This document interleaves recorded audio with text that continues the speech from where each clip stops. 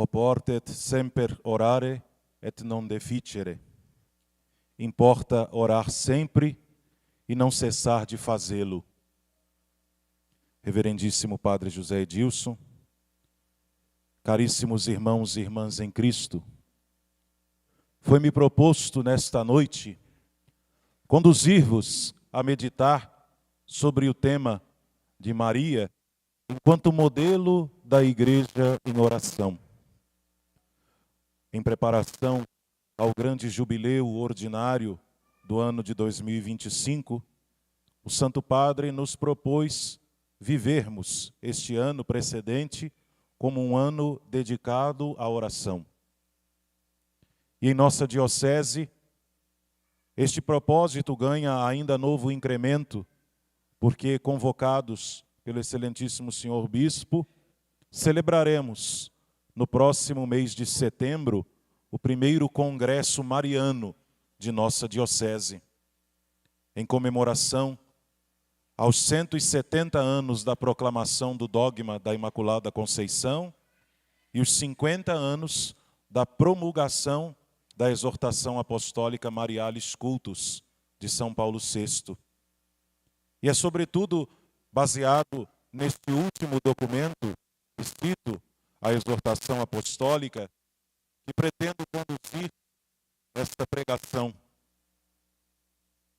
De fato, não é difícil, ao desfolharmos as páginas sagradas do Santo Evangelho, encontrarmos insistentes relatos que nos apontam a Mãe do Senhor numa atitude orante.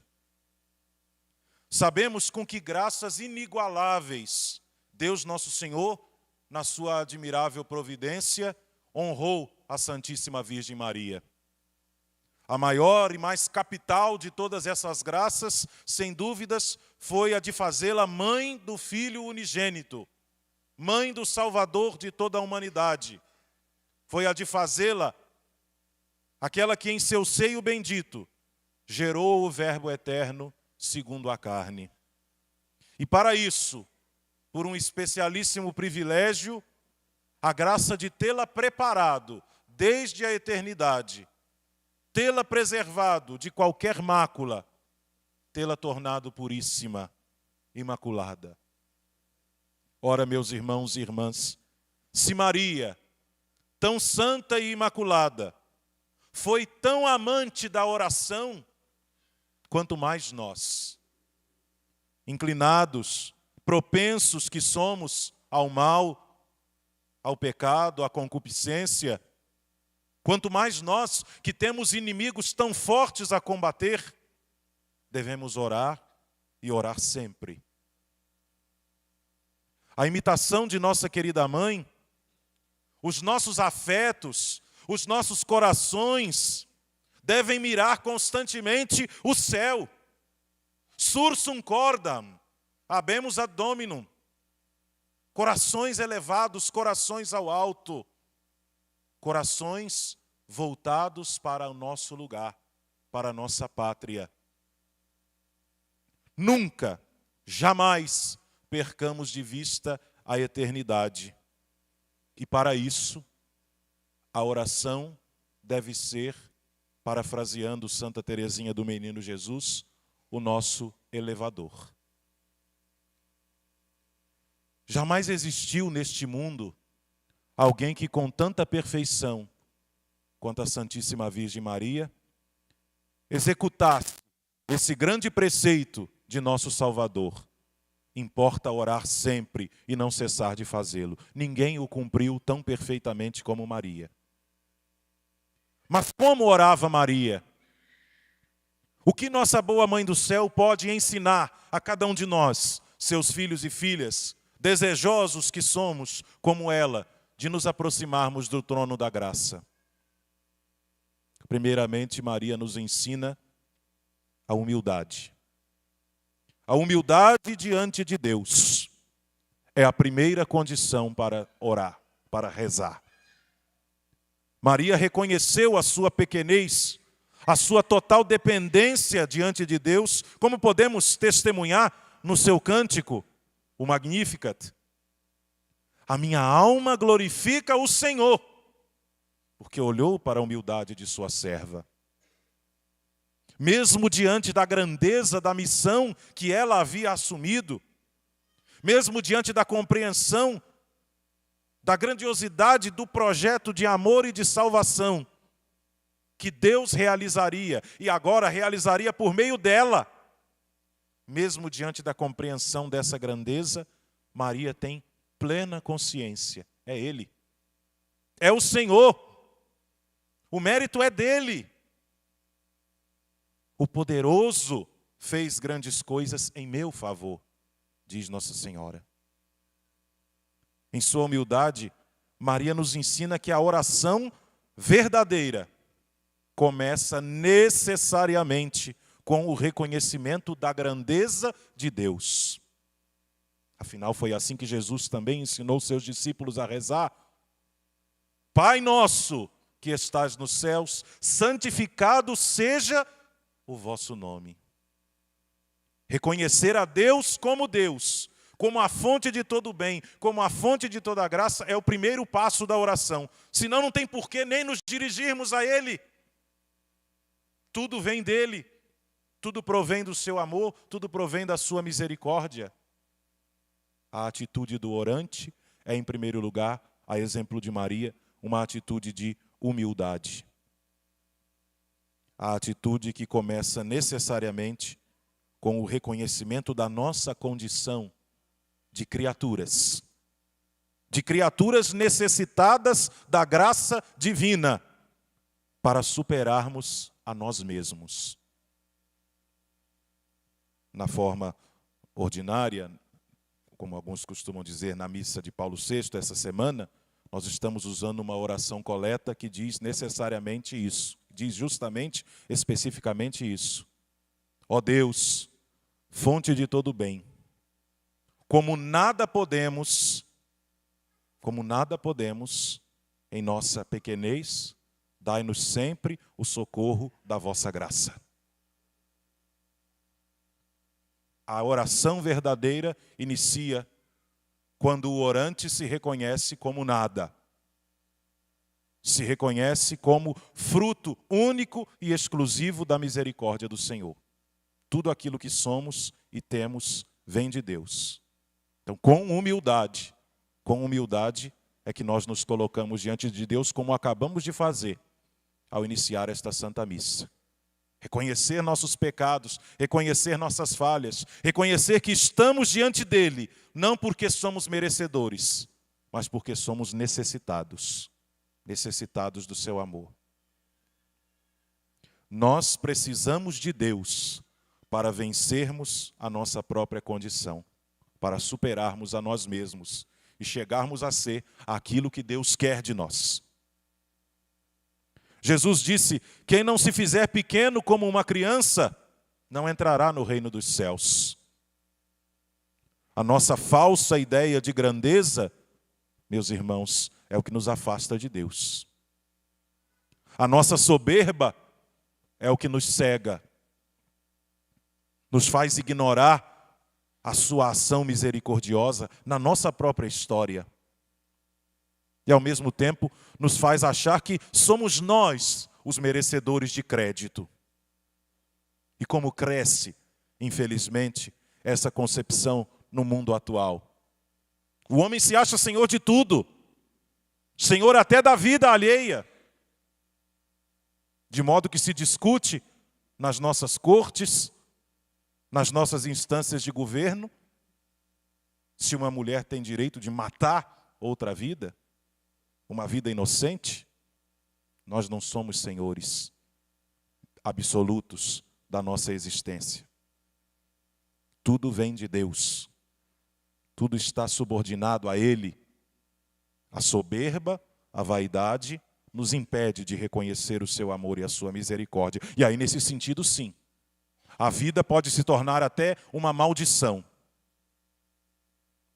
Os problemas podem se tornar insuperáveis. Os obstáculos podem se tornar razão para desistirmos de tudo. Por quê? Porque mesmo com a soberba, mesmo com a vaidade, cedo ou tarde, cada um se depara com a sua impotência. Meus irmãos, que tipo de oração poderia nascer disso? De uma atitude soberba e vaidosa. Uma oração que diga a Deus tudo o que Ele tem que fazer? Como se nós soubéssemos de tudo? Como se tivéssemos o nosso destino nas nossas próprias mãos e como se Deus fosse apenas um colaborador nosso? Alguém de quem eu me lembro quando preciso? Essa é a oração que nasce de um coração soberbo? Pode parecer ridículo, porque de fato nunca foi assim que Maria rezou, nunca foi assim que Jesus rezou. Porém não é raro encontrarmos quem assim reze e ainda se diga muito devoto de Nossa Senhora. Deus não é nosso servo. Deus não cumpre as nossas vontades. É o contrário. A nossa oração é o que nos deve levar a cumprir a vontade de Deus. Mas já chegaremos a este ponto. Jesus nos afirma que nosso Pai sabe o que nos é necessário, antes que nós o peçamos. A oração de Maria, a oração de Jesus e, por consequência, a oração da igreja são, portanto, permeadas de confiança. Este, meus irmãos e irmãs, é o segundo ponto. Maria, como mestra da oração, é modelo de confiança na providência divina. Desde a anunciação, quando ela disse o seu fiat, até a cruz, quando ela permaneceu de pé, diante do mistério da redenção do gênero humano, mesmo diante dos mistérios dolorosos e incompreensíveis da vida, Maria confiou. Como virgem oferente, ela nos ensina que a oração autêntica também é aquela que se entrega confiantemente nas mãos do Pai, sabendo que Ele nos ama e cuida de nós de maneira perfeita. Perfeita.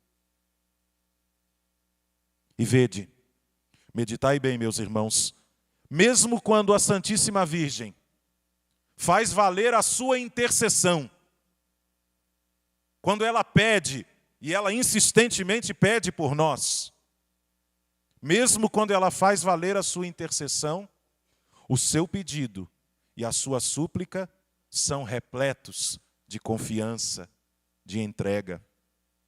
Pensai nas bodas de Caná. Ali, ela manifesta ao seu filho, num pedido muito discreto, muito singelo, numa imploração muito delicada, que nasce de uma necessidade temporal, eles não têm mais vinho. Ali, a Virgem Santíssima ofereceu ao mesmo tempo a todos os que, como ela, oram, pedem pelas suas próprias necessidades, ela ofereceu uma resposta. A resposta, a solução segura para alcançar o favor de Deus. Fazei tudo o que Ele, meu filho, vos disser. A oração é isso. Não reze se você não está disposto a fazer a vontade de Deus. Não adianta nada pedir e pedir insistentemente e não ter um coração pronto a mudar a partir de dentro. O objeto da oração é um só: a vontade do Senhor. E como lembra Santo Agostinho, a oração serve para que a nossa vontade se conforme com a dele, e não o contrário. O que nós pretendemos alcançar na nossa oração, inspirados e ensinados pela Virgem Santíssima, é disponibilidade para cumprir a vontade de Deus em nossa vida. Esse é o primeiro e o mais importante de todos os nossos pedidos. Maria obteve também com isso um efeito da graça. O milagre aconteceu, é verdade. A água se tornou vinho, a alegria voltou, a saciedade voltou, e sempre volta no coração daquele que acolhe a graça de Deus em Jesus Cristo. Mas o milagre aconteceu e São João o chama de sinal, justamente para despertar e confirmar no coração dos discípulos a fé. Deus nos atende, claro. Deus é misericordioso e nos dá muito mais do que nós possamos pedir, claro. Mas para quê? Para que aprendamos que a confiança nele sempre é a melhor escolha. Jamais a confiança em nós mesmos ou em qualquer ídolo que nós possamos criar. A confiança em Deus sempre é a melhor escolha. Quantas vezes, meus irmãos, nós também pedimos, e devemos pedir, é claro, graças, milagres, prodígios, coisas grandiosas. Afinal, esse é o toque divino, o toque de Deus na nossa existência humana.